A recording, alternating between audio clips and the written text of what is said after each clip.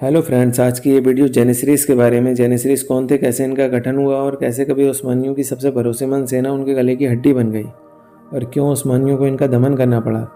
जेनिसरीस अपने समय की वेल डिसिप्लिन, बेहतरीन तरीके से ट्रेंड और नहायत भरोसेमंद सेना थी। उस समय की यह सबसे एडवांस सेना थी। इसका गठन सुल्तान ओरान ने 1324 में किया था, लेकिन पूरी तरह ऑर्गेनाइज्ड सेना मुराद एक के दौर में ही बन सकी। इसकी स्थापना ईसाई गुलामों से लिए गए युवाओं से की गई, लेकिन बाद में हर 5 साल में उस्मानी अधिकारी ईसाई इलाकों का दौरा करते और मजबूत कदकाठी वाले 10 से 20 साल तक के लड़कों को उनके माँ बाप से ले लेते, जिन्हें मुस्लिम तथा तुर्की रीति रिवाज सीखने के लिए तुर्की परिवारों में भेज दिया जाता, जिसके बाद उनका सैनिक प्रशिक्षण शुरू होता, जिसके लिए उन्हें एंडोन में बने प्रशिक्षण केंद्र में भेजा जाता था। एक बार प्रशिक्षण शुरू होने के बाद उन्हें सख्त डिसिप्लिन में रहना होता था। वे दाढ़ी नहीं बढ़ा सकते थे और 40 साल तक शादी करने पर पाबंदी थी। ना ही 40 साल तक वह कोई व्यापार कर सकते थे। एक जेनिसरी सिपाही को 20 हथियारबंद हमलावरों को ठिकाने लगाने में 5 मिनट से ज़्यादा का वक्त नहीं लगता। इस बात से हम उनकी बेहतरीन ट्रेनिंग का अंदाज़ा लगा सकते हैं। उन्हें नियमित वेतन मिलता था और वर्दी तथा हथियारों के लिए प्रत्येक 3 माह में भत्ता मिलता था।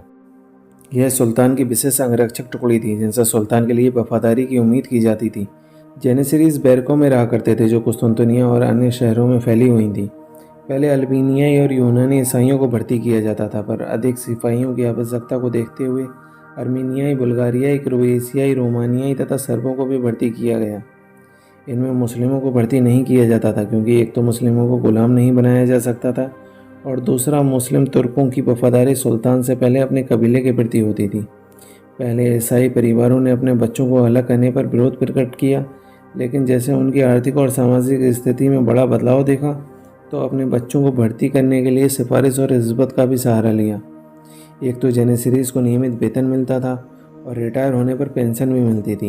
यह तुर्की अमीरों को टक्कर देते थे तथा दरबार में खास हैसियत रखते थे। ये एक दिन जेनिसरीज कर्नल बन सकते थे, गवर्नर बनकर अपने गृह क्षेत्र में लौट सकते थे, या ग्रैंड विजियर्स यानी गवर्नर जनरल भी बन सकते थे।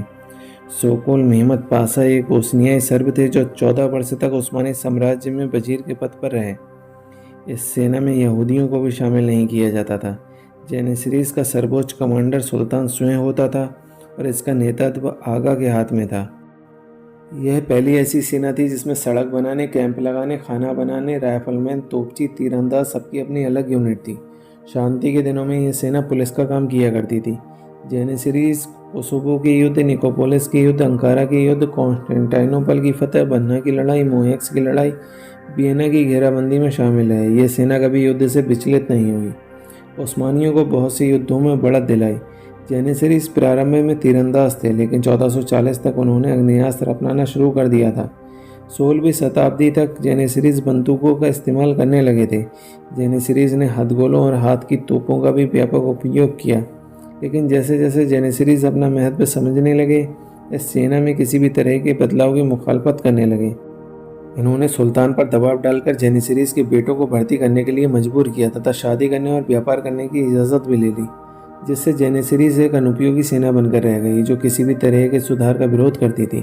अभी ये एक लालची और अनुशासनहीनता से भरी हुई सेना थी। 1449 में पहली बार वेतन की मांग को लेकर विद्रोह किया। यह सुल्तान को वेतन वृद्धि और इनामों के लिए बाध्य करने लगे।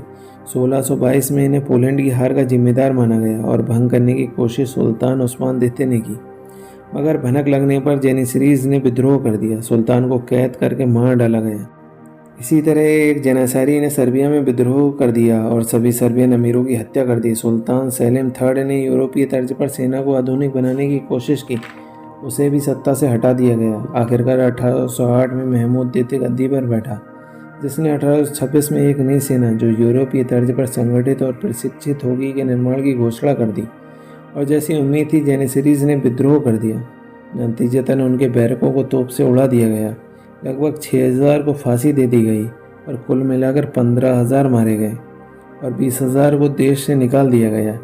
इसके तुरंत बाद महमूद द्वितीय ने नई सेना के लिए भर्तियां शुरू करवा दी, परंतु जेनिसरीज के कारण सेना का समय से आधुनिकीकरण और सुधार नहीं हो पाया, जिसके कारण उस्मानी फ़ौजें यूरोपीय फ़ौजों से काफ़ी पिछड़ गईं, जिसका खामियाजा उस्मानी फ़ौजों को अंत तक उठाना पड़ा। अगर आपको हमारी ये वीडियो पसंद आई है तो चैनल को लाइक और सब्सक्राइब करें।